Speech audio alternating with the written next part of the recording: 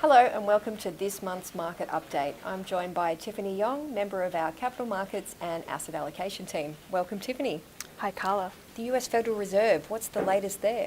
So the key update is the Fed has started reducing 4.5 trillion of its balance sheet that it has accumulated since the GFC in order to provide liquidity to stimulate economic growth. The reversal of this process is called quantitative tightening.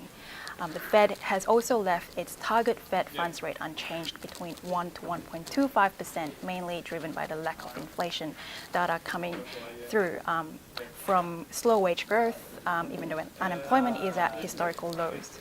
And the next update is that the Fed has nominated the new chair who will be assuming responsibility in next February, Jerome Powell, who is a supporter of the current chair of the Fed, Janet Yellen's policy settings, and he is expected to pursue a rather accommodative monetary policy stance with a focus on addressing low inflation and fiscal policy settings.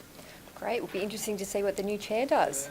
And for the first time in a decade, the Bank of England has raised rates by 25 basis points. What's the impact there?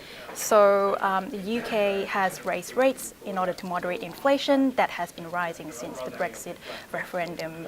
Inflation is currently at 3%, so 1% above its target of 2%. On one hand, where you've got contribution of GDP growth from exports, you've also got reduced consumer spending from tight household income and stagnant wage growth, and there needs to be a balance between the two in order to reduce the probability of recession. Right, it's a tricky balancing act there. So in China, the 19th National Party Congress just completed. What was the outcome there? So President Xi Jinping has regained consolidation of his powers, and it appears that there isn't any successes beyond his next 5-year term.